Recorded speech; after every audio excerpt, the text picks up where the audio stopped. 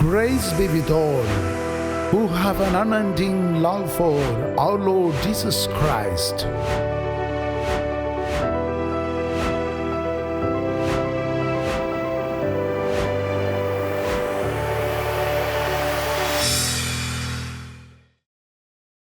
पवित्र क्रूस का आशीर्वाद देते हुए क्रूस का चिन्ह बनाएं। पिता, पुत्र और पवित्र आत्मा के नाम पर जोर से बोले आमीन।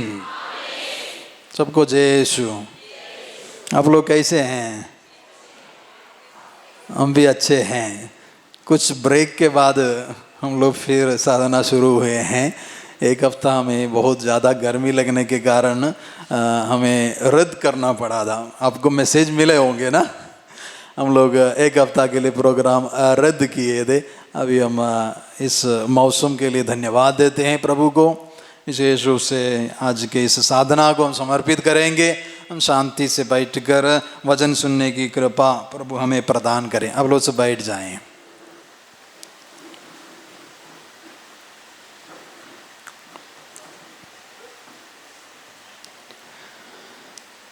कल का पवित्र सुसमाचार हमें अभी याद होगा। जो लोग विस्तार में भाग लिए हैं या फिर वचन का पाठ पढ़े हैं उनको याद होगा। मत्ती के सुसमाचार से लिया गया वचन था अध्याय 6 में सच्चा धन और शरीर की ज्योति के बारे में हम पढ़ रहे थे। किसके बारे में है?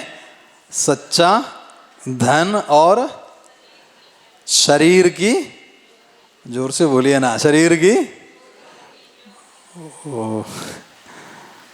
ज्योति। आपको अच्छा नहीं लगता है क्या? एक और बार बोलिए, सच्चा धन शरीर की ज्योति। हम सोचे कि आज इस वचन मनन चिंतन में हम विशेष रूप से ये जो ज्योति जिसके विषय में सुसमाचार में कई बार हम देखते हैं, कई बार हम पढ़ते हैं, ज्योति जो दीपक, हमारे शरीर के दीपक, हमारे जीवन के दीपक के रूप में जब हम ज्योति के बारे में बोलते हैं तो सबसे पहले आपके मन में क्या विचार आता है? ज्योति। सबसे पहले जब हमारे अंदर, जब हम शरीर की ज्योति के बारे में कहते हैं या सोचते हैं, आपके मन में कौन सा विचार सबसे पहले आता है? कोई बोल सकते हैं? किसके बारे में हमें याद आता है? आंग के बारे में, आत्मिक ज्ञान। और कोई?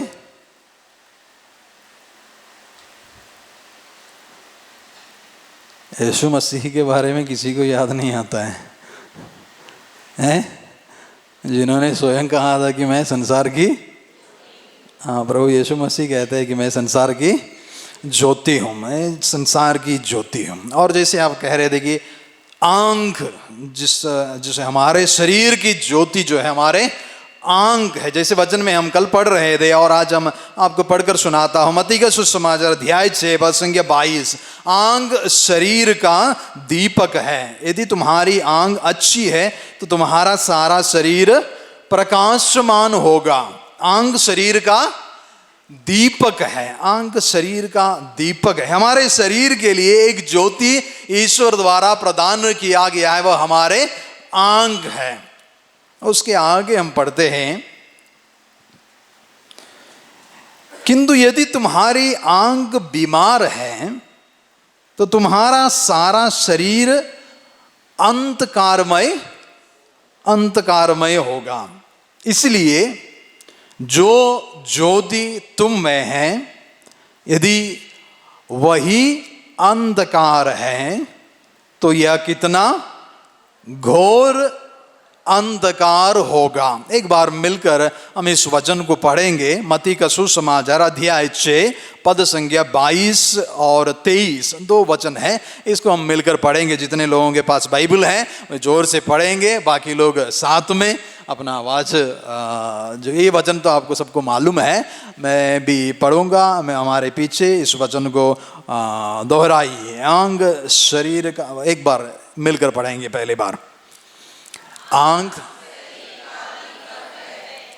यदि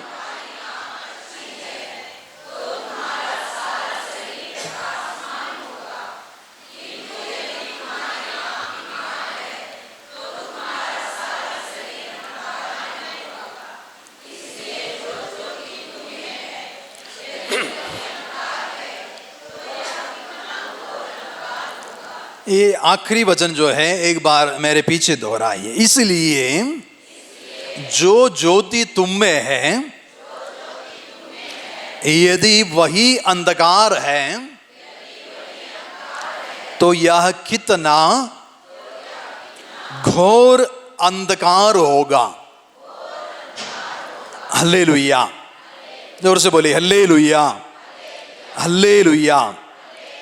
तो प्रभु यीशु मसीह सबसे पहले शरीर के अंग के बारे में बताते हुए शुरू करते हैं। शरीर के अंग के बारे में, जो हमारे शरीर की ज्योति है, हमारे जीवन में हमें चलने फिरने के लिए ये अंग बहुत महत्व रखते हैं। जैसे प्रभु कहते हैं, तुम्हारा सारा शरीर प्रकाशमान होने के लिए शरीर की जो अंग है वह बहुत जरूरी है, और वह सुस्वस्थ रहना भी जरूरी है। Hallelujah, hallelujah. शरीर जो है उसके लिए ज्योति मिलने के लिए अंग को सुस्वस्थ रहना बहुत जरूरी है, नहीं तो हमारे जीवन में अंधकार आ जाते हैं, अंधकार आ जाते हैं। और ये जो आखिरी वचन है, जैसे प्रभु शरीर के अंग के बारे में बता रहे हैं और उसके कारण हमारे जीवन में प्रकाश रहता है, जब आखिरी वचन की ओर आता है। इसलिए जो ज्योति तुम में है, यदि वही अंधकार है, तो यह कितना घोर अंधकार होगा। एक बार और इस वचन को मेरे पीछे दोहराए। इसलिए जो ज्योति तुम में है, यदि वही अंधकार है, तो यह कितना घोर अंधकार होगा। प्रभु यीशु मसीह बहुत ही पैराडॉक्स, माने एक तरफ से ज्योति के बारे में कहते हैं, दूसरी तरफ से अंधकार के बारे में कहते हैं। एक ही वस्तु को ज्योति कहते हैं और अंधकार भी कहते हैं। एक बार और ध्यान से सुनिए। इसलिए जो ज्योति तुम में है, जो ज्योति तुम में है, यदि वही अंधकार है, यदि वही अंधकार है, तो यह कितना घोर अंधकार होगा। यहां तक प्रभु यीशु मसीह शरीर के अंग के बारे में, जो हमारे शरीर के ज्योति के बारे में कह रहे थे, लेकिन इस वचन में जब पहुंचता है तो शरीर के अंग के बारे में नहीं कह रहे हैं प्रभु। जब कहते हैं कि जो ज्योति तुम में है, यदि वही अंधकार है, तो यह कितना घोर अंधकार होगा, तो प्रभु यीशु मसीह हमारे शरीर के अंग से बढ़कर, उससे अधिक हमारे जीवन में हमें प्रकाश देने वाले ऐसी कोई वस्तु, ऐसी कोई अंग के बारे में बता रहे हैं, जिसका प्रकाश हमारे लिए बहुत जरूरी है। Hallelujah, hallelujah. यदि हम लोग रात में कोई बाहर निकलते हैं, आंग रहने के बावजूद भी हम लोग अपने हाथ में बत्ती या टॉर्च लेकर ही चलते हैं। हम लोग जब रात में बाहर निकलते हैं, भले हमारे आंग रहते हैं, तब भी हमें दूसरे एक ज्योति, बत्ती या टॉर्च लेकर रहना ही जरूरी है, क्योंकि अंधकार में हमारे आंग, शरीर के आंग पूरी तरह से हमें प्रकाश नहीं देते हैं। अब सोचिए, जब प्रभु कहते हैं इसलिए जो ज्योति तुम में है, यदि वही अंधकार है, तो यह कितना घोर अंधकार होगा। Hallelujah, hallelujah. तो प्रभु यहाँ ऐसी कौन सी ज्योति के बारे में बता रहे हैं जो अंधकार बन सकता है, जो अंधकार बन सकता है, या कभी कभी ये ज्योति नहीं रहने के कारण आपका जीवन, शरीर अंधकारमय हो सकता है। Hallelujah, hallelujah. एक बार अपने हाथ, दोनों हाथ, आप दाहिने हाथ को उठाकर इस वचन को दोहराइए। इसलिए जो ज्योति तुम में है, यदि वही अंधकार है, तो यह कितना घोर अंधकार होगा। Hallelujah, hallelujah. यीशु की स्तुति हो, यीशु की महिमा हो। Hallelujah, hallelujah. हाथों को नीचा करें। प्रभु यीशु मसीह जब ये बात कह रहे हैं तो उससे पहले लोगों को समझाने की कोशिश कर रहा था कि सच्चा धन क्या है।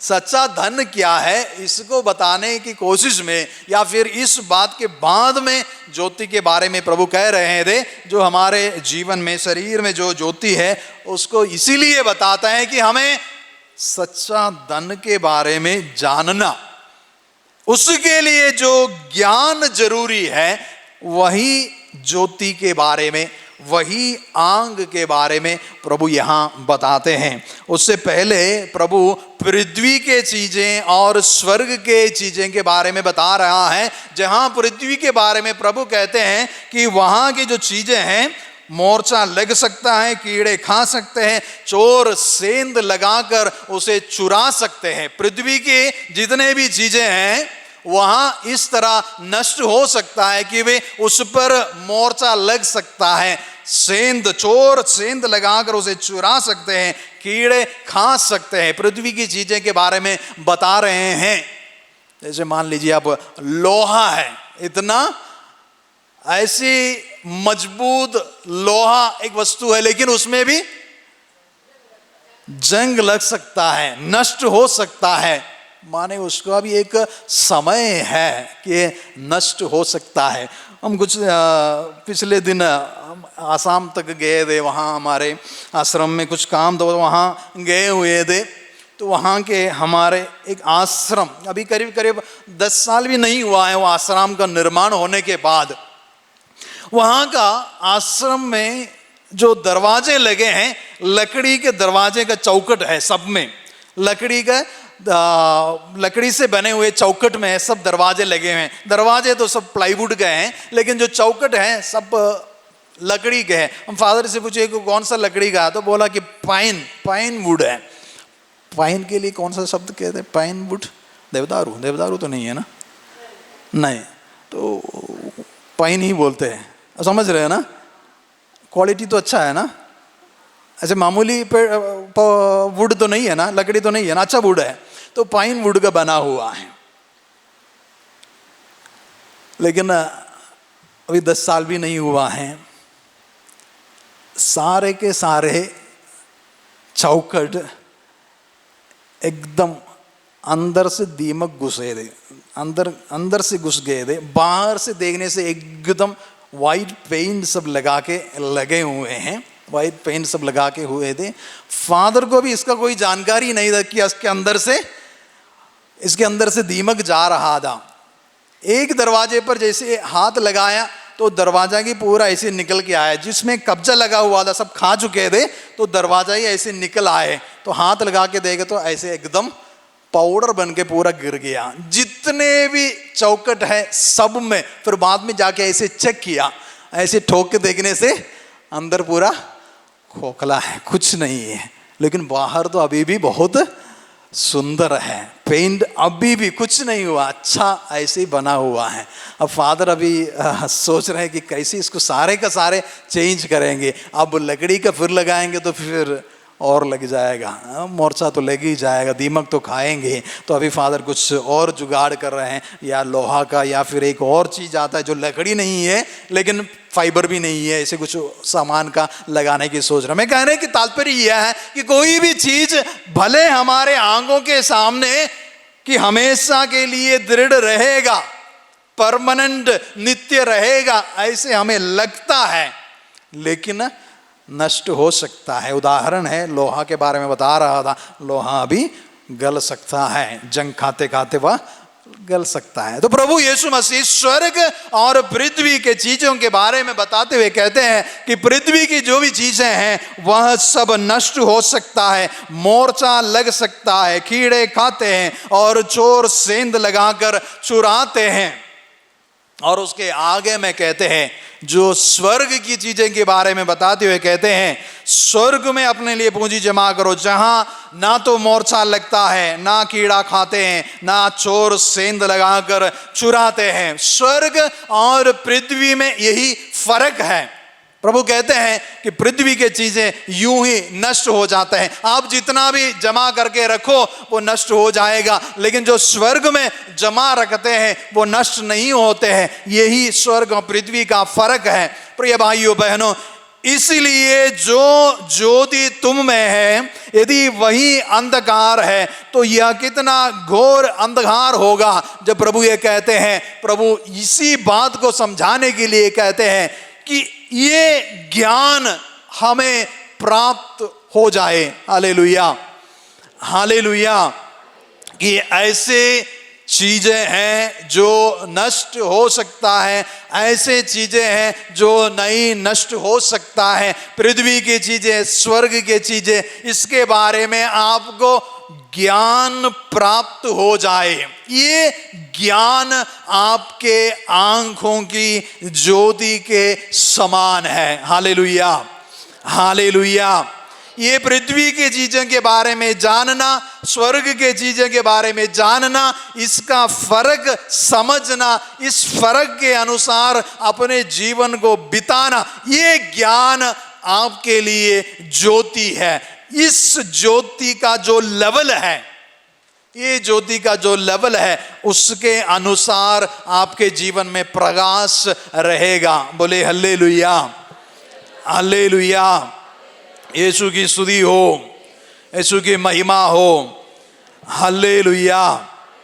उदाहरण के लिए हम इस तरह इसको समझ सकते हैं, कोई एक व्यक्ति अपने जीवन साथी को क्षमा कर पाते हैं, कोई एक व्यक्ति अपने जीवन साथी को क्षमा कर पाते हैं, माने उस व्यक्ति के अंदर जो ज्ञान का लेवल है, उनकी जो शरीर की आंख जिसे प्रकाश, उनके अंदर का जो प्रकाश है, उसका लेवल जो है वह बड़ा हुआ लेवल है। और जो व्यक्ति अपने जीवन साथी को क्षमा नहीं कर पाते हैं, क्योंकि उन्हें नित्य और अनित्य वस्तुओं के बीच में जो ज्ञान है वो प्राप्त नहीं होने के कारण, इनका जो ज्ञान है, इनकी जो ज्योति है वह बहुत कमजोर है, उनके जो ज्ञान है वह बहुत नीचे है। ये ज्ञान नहीं रहने के कारण वो अपने में असमर्थ है। अपने जीवन साथी को या फिर अपने साथ काम करने वाले को इसलिए वह क्षमा नहीं कर पा रहे हैं कि उनके अंदर का जो ज्ञान है, ये जो स्वर्ग की चीजें के बारे में, पृथ्वी के चीजें के बारे में जो ज्ञान है वह बहुत बहुत नीचे लेवल का है।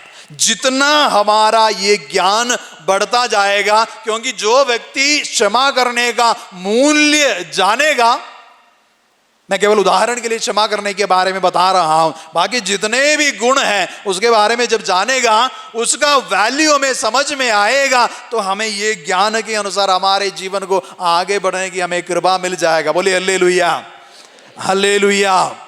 यीशु की स्तुति हो, यीशु की महिमा हो। हालेलुया।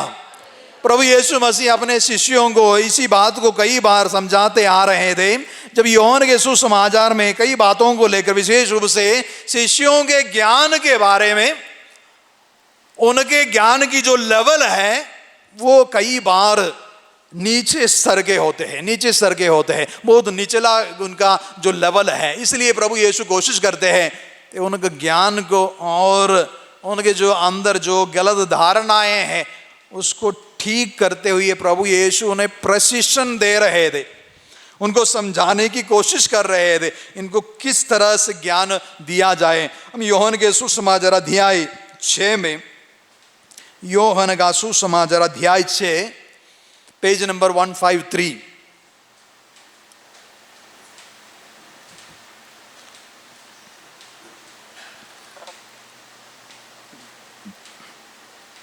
यूहन्ना का सुसमाचार अध्याय 6 पद संख्या 25।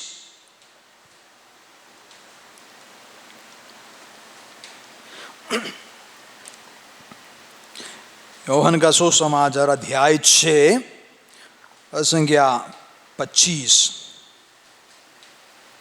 योहन का सुसमाचार अध्याय 6 में किस बात के ऊपर वाद विवाद होता है या फिर किस विषय पर प्रभु यीशु चर्चा करते हैं? अध्याय 6 में रोटी, जीवंत रोटी के बारे में। सबसे पहले वहां रोटी जो नश्वर चीज है उसके चमत्कार के द्वारा प्रभु यीशु मसीह शिष्यों के सामने रोटी का चमत्कार दिखाते हैं। और ये जो नश्वर रोटी है, जो शरीर को तृप्त करने वाले रोटी है, उस रोटी का उदाहरण देते हुए प्रभु यीशु मसीह आगे अनंत जीवन की ओर ले जाने वाले रोटी के बारे में प्रभु यीशु कहते हैं। कौन है वह अनंत जीवन देने वाले रोटी? कौन है? वह कोई वस्तु नहीं है बल्कि एक व्यक्ति है, जो प्रभु स्वयं यीशु मसीह है। स्वयं यीशु मसीह अपने को जीवंत रोटी के रूप में एक व्यक्ति है। तो ये ज्ञान तक उन्हें ले चलने के लिए जो संवाद चल रहा है उसके ऊपर मनन चिंतन करते हुए हम कोशिश करेंगे कि हमारे ये ज्ञान कितना बढ़ना चाहिए, कितना लेवल तक उसको हमें ऊपर ले चलना चाहिए।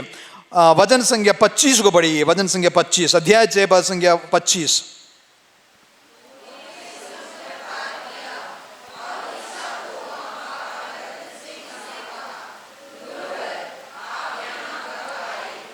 ओके 25। वहाँ एक प्रश्न है। उन्होंने समुद्र पार किया और ईसा को वहाँ पाकर उनसे कहा, गुरुवर आप यहाँ कब आए? गुरुवर आप यहाँ कब आए?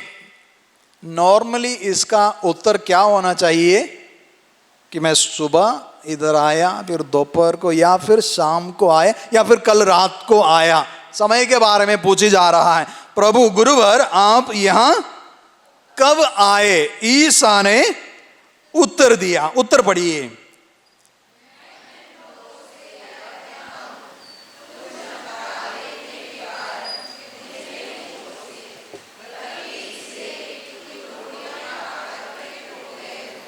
आपको कोई समय मिला?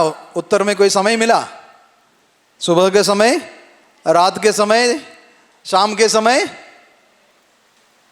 तो फिर उत्तर गलत हो गए। माने सवाल कौन सा था? गुरुवर आप यहां कब आए? उत्तर क्या है? मैं तुम लोगों से यही कहता हूं,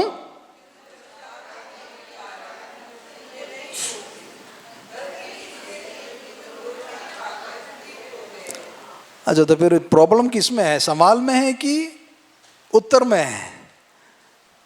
अब इसमें प्रॉब्लम कहाँ है? गुरुवर आप यहाँ कब आए, लेकिन कुछ और प्रभु बोल रहा है। माने ये जो प्रभु का उत्तर, उससे शिष्यों के अंदर एक गलत धारणा, शिष्यों के अंदर रोटी के चमत्कार को समझने के बारे में, उस रोटी के चमत्कार को जिस तरह से शिष्यों ने समझा उसके ऊपर गलत धारणा आ गए, या फिर ठीक रूप से उसको नहीं समझे। जो ज्ञान, जो ज्योति ये रोटी के चमत्कार के द्वारा उनको प्राप्त होना चाहिए था, वो प्राप्त नहीं होने के कारण इनके अंदर गलत धारणा आ बैठे। प्रभु यीशु इसको समझते हुए उन्हें सबसे पहले जो पूछ रहे हैं उस सवाल के पीछे छिपे हुए उनकी धारणा जो गलत है उसका समाधान, उसका निवारण करने के लिए प्रभु कोशिश करते हैं और प्रभु उत्तर भी देते हैं। भले ये लोग पूछ रहे हैं आप यहां कब आए, इसके पीछे इनका पूछने का कारण क्या है?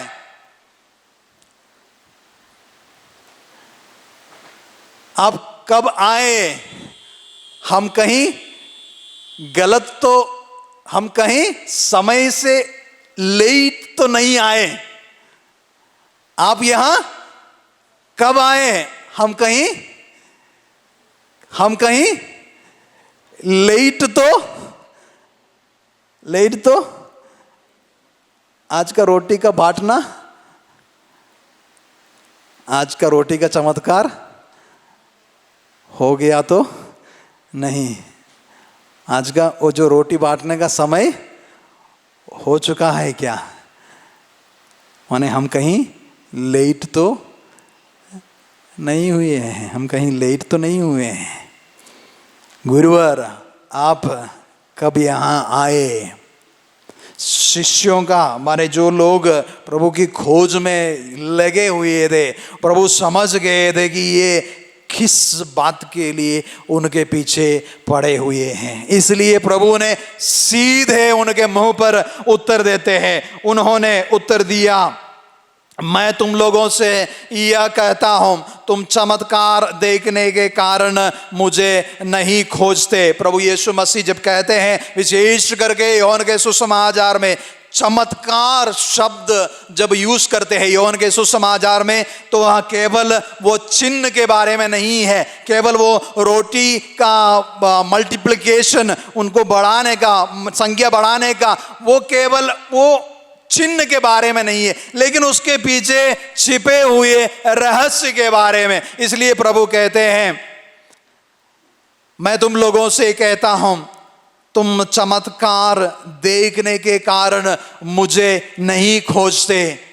माने एक दूसरी तरह से प्रभु कह रहे हैं कि जो मैंने रोटी का चमत्कार दिखाया, उसके द्वारा मैं अपने आप को जीवंत रोटी के रूप में आपके सामने प्रस्तुत करना चाहा, ये तो तुम लोग नहीं समझ पाए, ये तो तुम लोग नहीं समझ पाए। लेकिन आपने जो समझ रखा है वह ये है, बल्कि इसलिए कि तुम रोटियां खाकर तृप्त हो गए हो। Hallelujah, hallelujah.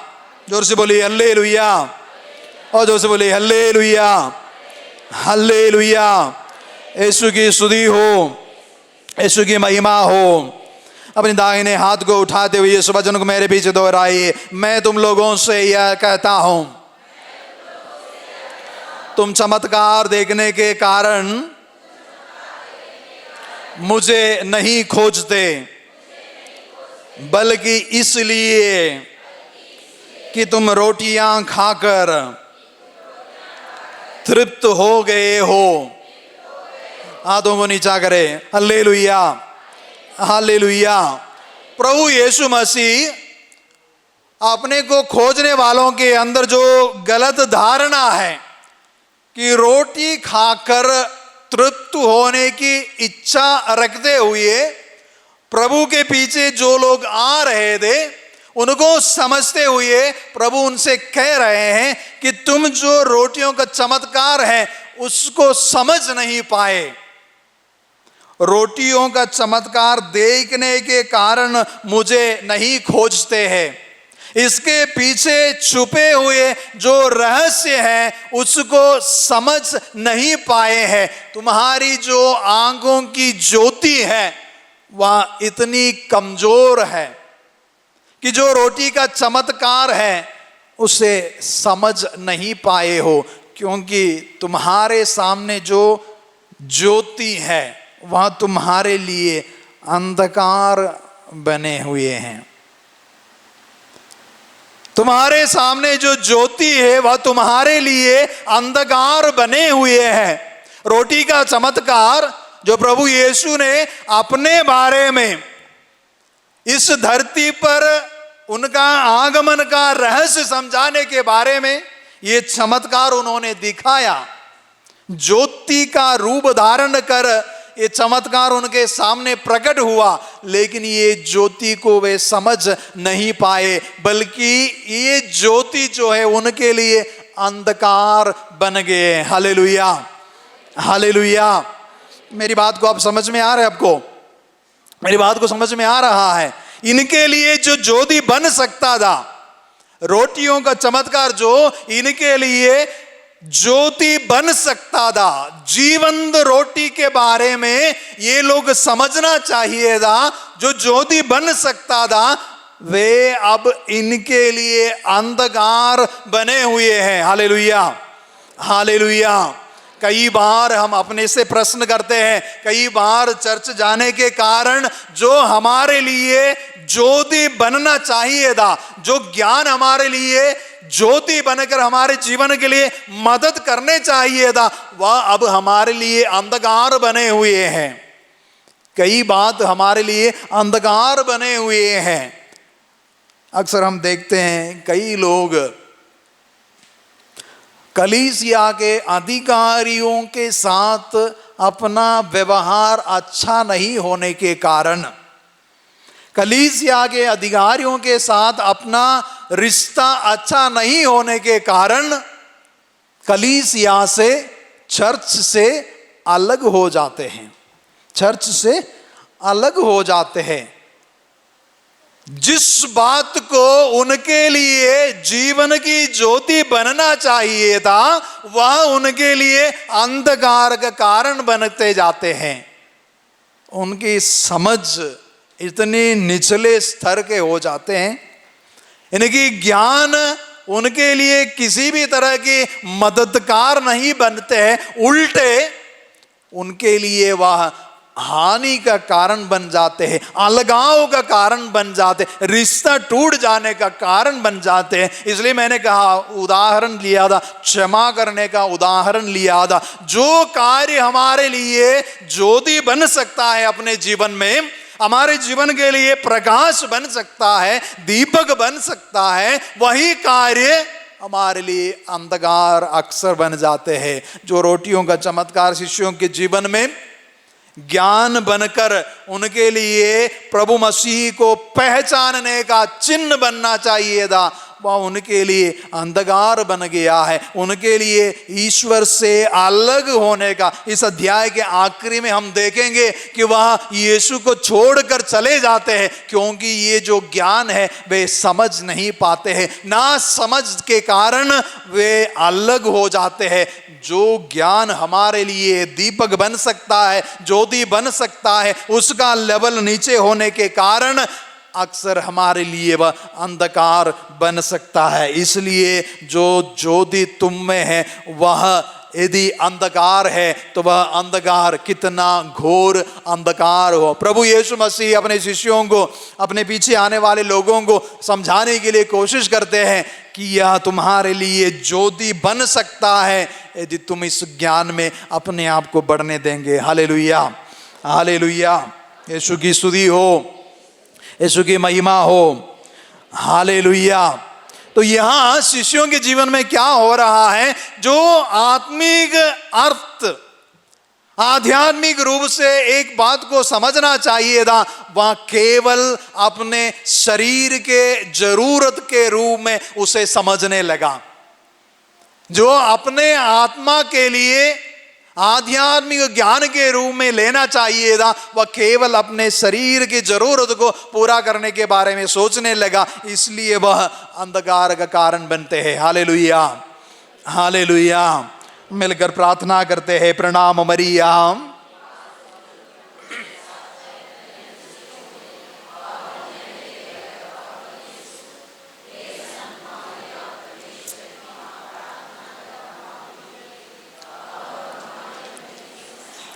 अक्सर हमारे जीवन में हमारे आध्यात्मिक उन्नति, हमारे आध्यात्मिक जीवन में बढ़ोतरी नहीं होने का एक कारण कि हम केवल अपने शरीर के बारे में, अपने शरीर की जरूरत के बारे में ही सोच पाते हैं। उससे बढ़कर हमें सोच भी नहीं सकते हैं।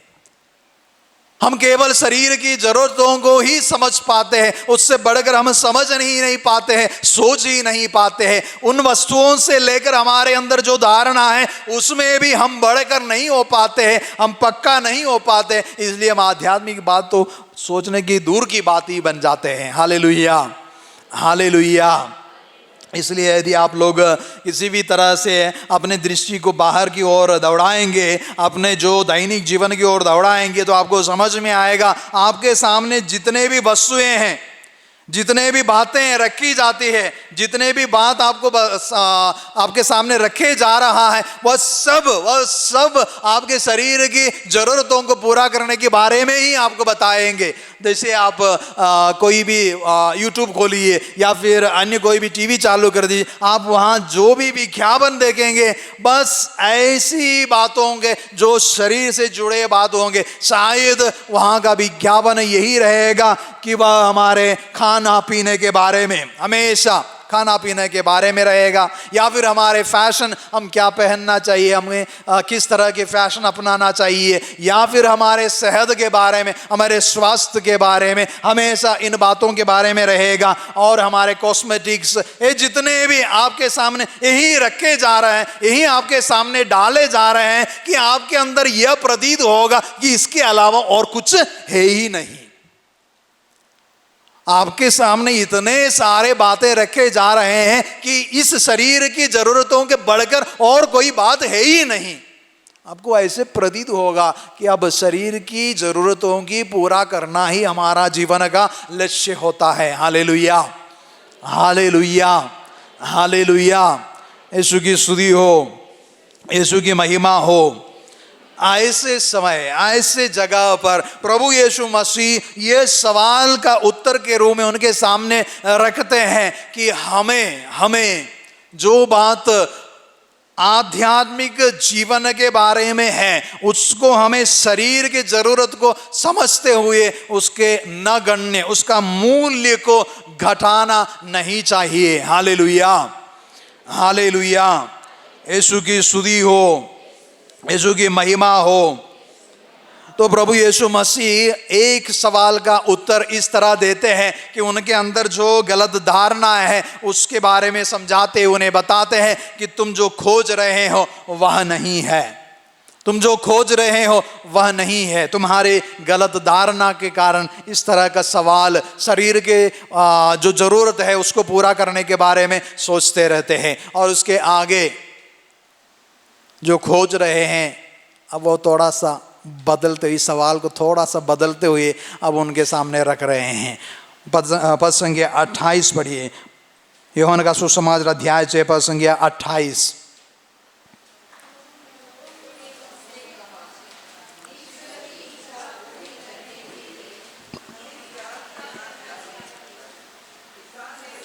एक बार और पढ़ेंगे, जोर से पढ़िए, जोर से पढ़िए। जितने लोगों के पास बाइबल है जोर से पढ़िए।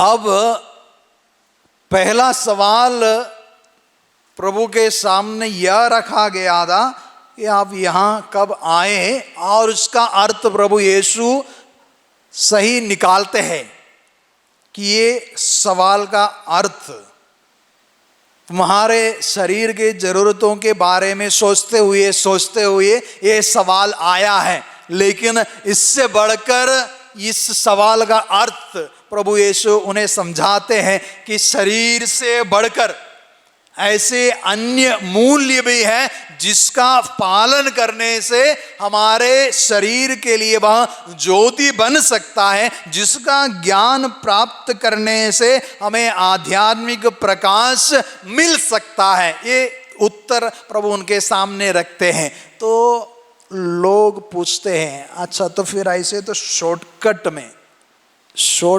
में ये प्राप्त करने का उपाय हमें बता दीजिए।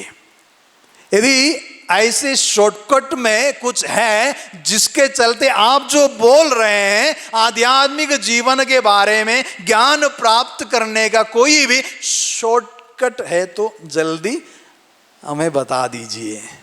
शिष्य लोग, माने इनकी जो प्रभु के पीछे जो लोग आ रहे थे, पूछ रहे हैं ईश्वर की इच्छा पूरी करने के लिए हमें क्या करना चाहिए, बताइए हमें ऐसा कौन सा शॉर्टकट है जिसके चलते आप जो कह रहे हैं हम उसको पूरा कर सकते हैं।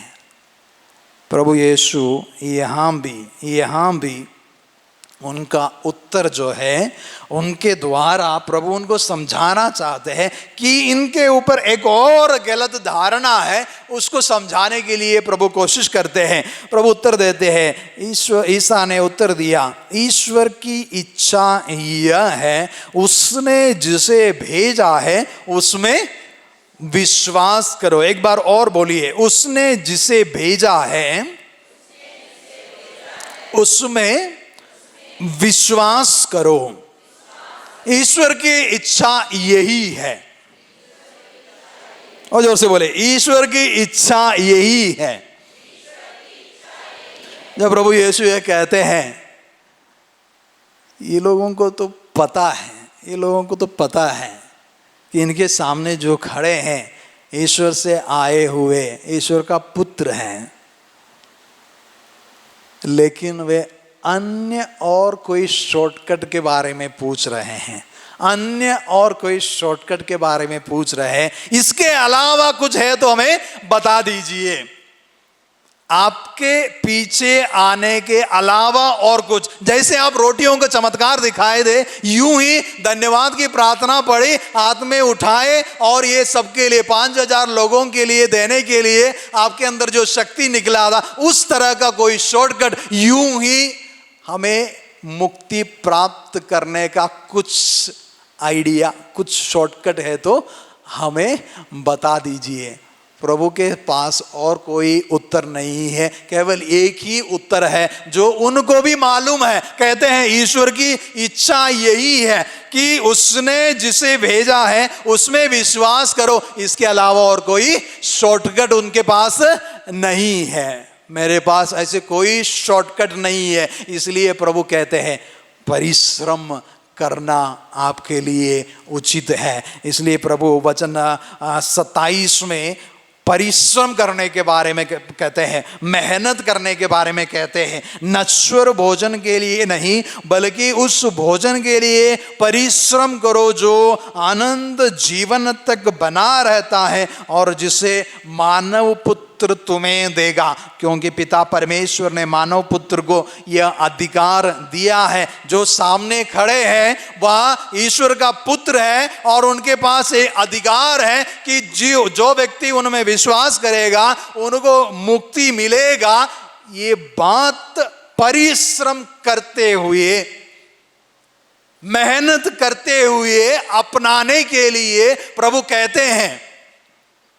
तब भी इनके अंदर जो गलत धारणा, उसके चलते कहते हैं कि हमें ऐसी कोई शॉर्टकट का माध्यम बता दीजिए। अक्सर हमारे आध्यात्मिक जीवन में भी हम यही सोचते हैं, हम यही खोजते हैं कि हमें कोई शॉर्टकट मिल जाए, हमें कोई शॉर्टकट मिल जाए जिसके हमारे जीवन का सारे प्रॉब्लम यूं ही समझ में आए, यूं ही सॉल्व हो जाए, इसका समाधान जल्दी हो जाए, मेहनत ना करना पड़े, परिश्रम करना ना पड़े।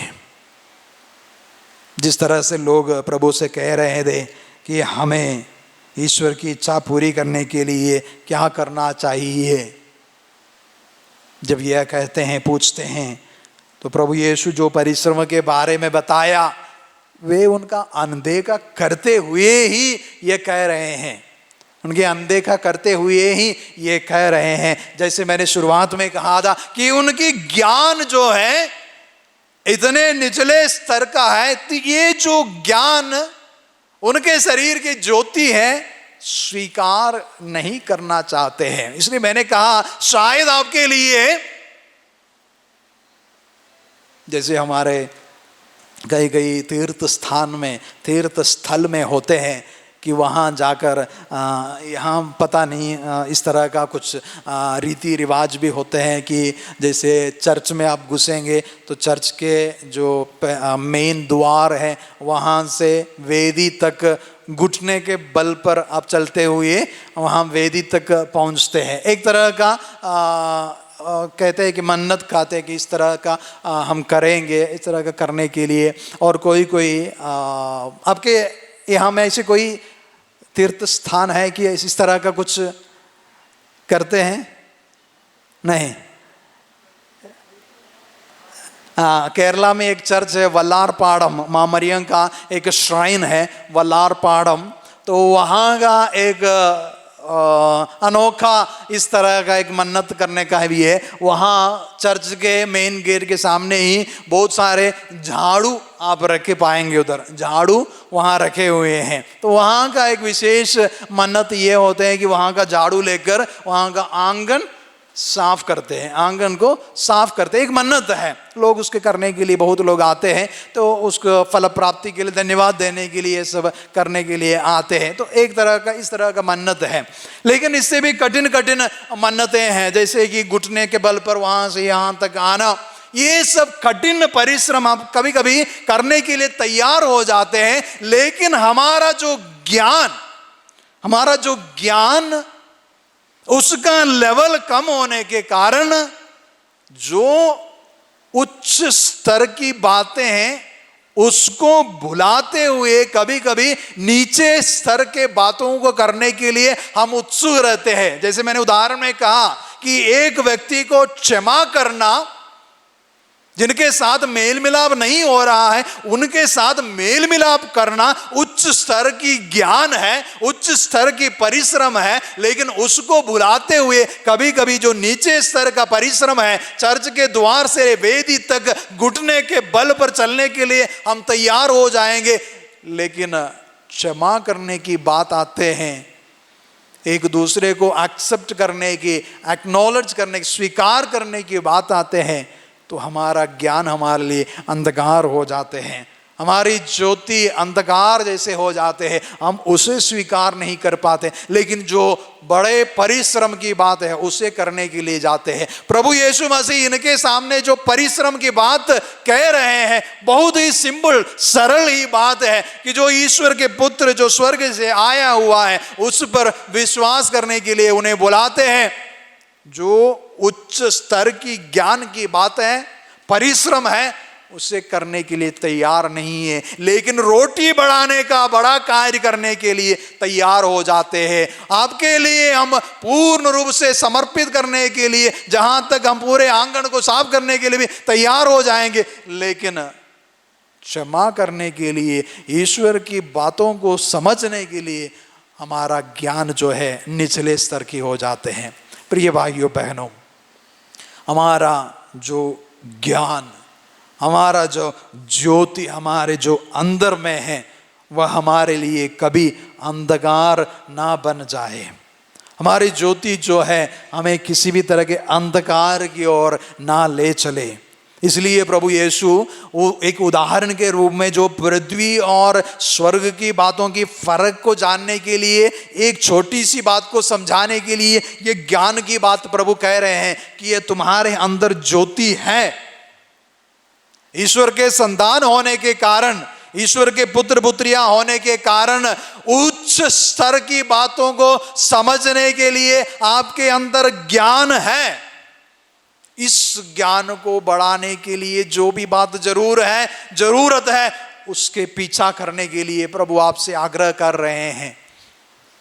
हमारे लिए बड़े बड़े मेहनती परिश्रम वाले बात नहीं है, लेकिन जो उच्च स्तर की ज्ञान की बातें हैं उसे स्वीकार करने के लिए प्रभु आज हमें बुला रहे हैं। वहाँ जो स्वतंत्रता है, ईश्वर के पुत्र होने का स्वतंत्रता है, वह हमें महसूस करने को मिलेगा। उस ज्ञान के चलते हम प्रकाश में चल फिर पाएंगे।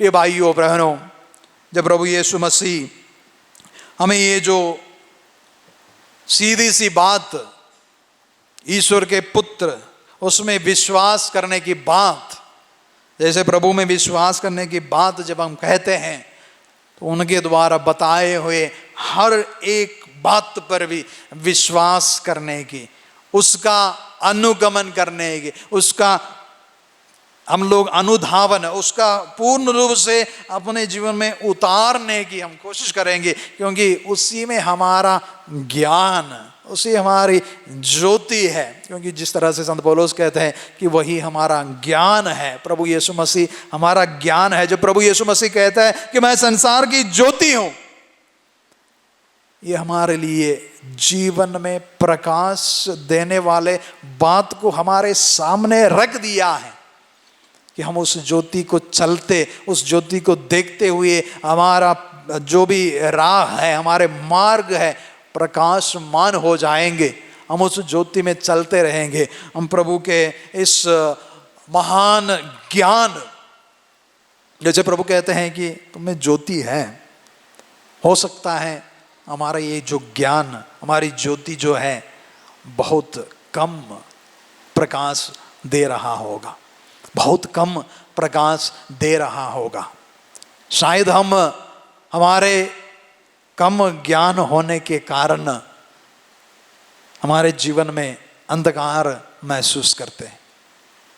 कई प्रकार के अंधकार के हम शिकार, गुलाम बने हुए हैं, क्योंकि हमारे अंदर जो ज्योति है वह बुझ रहा है। हम ईश्वर से प्रार्थना करेंगे आज के दिन कि ये ज्ञान हमें और अधिक मात्रा में प्राप्त हो जाए, अधिक मात्रा में इस ज्ञान को हम बढ़ाते रहें, ताकि यह पूर्ण रूप से हमारे जीवन को प्रकाशित करते रहें। ईश्वर के पुत्र होने के कारण हमारे जीवन में हमेशा प्रकाश ही प्रकाश रहे। अंधकार की बातों को कम करते जाए, कम करते जाए। जो बात हम अंधकार समझ रखे हैं, ये ज्ञान जब बढ़ेगा तो उसमें हमें फर्क दिखने लगेगा। आइए हम खड़े हो जाएंगे, हम प्रभु से प्रार्थना करेंगे। जिस तरह से प्रभु ने यह परिश्रम करने के लिए हमसे कहा गया है, परिश्रम करने के लिए, उसमें विश्वास रखने के लिए जो बात प्रभु हमसे कहा है, उस बात को हमारे जीवन में कार्यान्वित करने के लिए, उनकी बातों को हमारे जीवन में लाने के लिए, जो उच्च स्तर की ज्ञान है, उच्च स्तर की ज्ञान को हमारे जीवन में उतारने के लिए हम कोशिश करेंगे।